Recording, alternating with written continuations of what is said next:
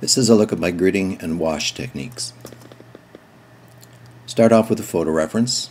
This is the photo I'm going to use for this demonstration. I use a program called Graphic Converter for the Mac to put a grid over the photograph.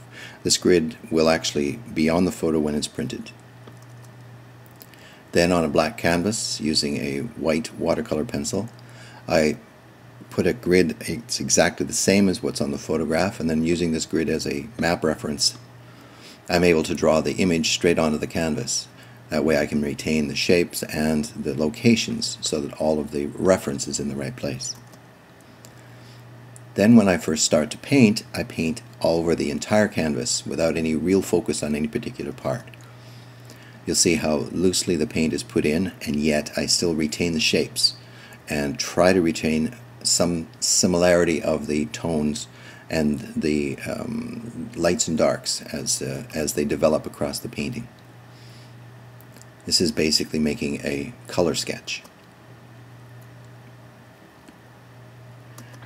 Then go in again and add some more paint, filling in as I go, making sure I keep working over the whole canvas, getting it all filled in.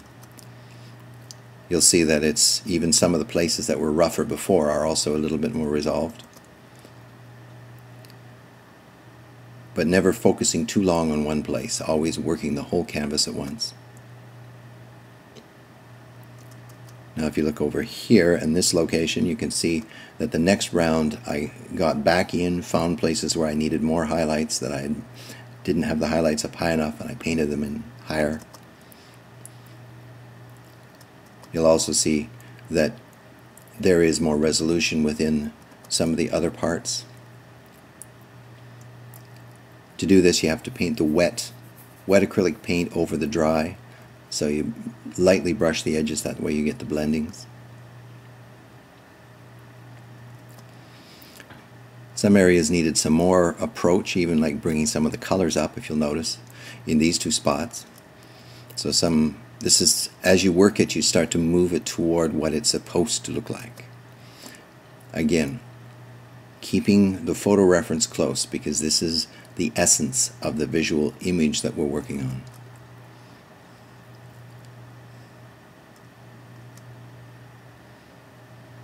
Now this could be considered a painting, but I always like to take my paintings past this point, because for instance the photo reference had this wonderful depth to the shadows that the painting doesn't. And that's what really attracted me to this photo reference, that wonderful play of light and dark. So the way to get a lot of that into this painting is with washes. And here's two washes, at least two washes added to this painting. You can see how it starts to blend parts together. It starts to make it feel more like it's part of the whole. It starts to feel like it's all sitting in the same light.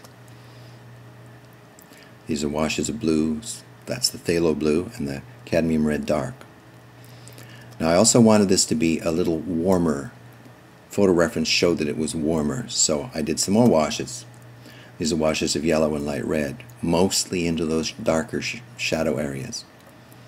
There is some of it across some of the light, some of the midtones, and very little into the highlights, and very little into the blacks, because the washes will kill the blacks. So that's the photo reference that I used. That's the visual elements that I wanted in my painting. And there's the painting. That's my painting.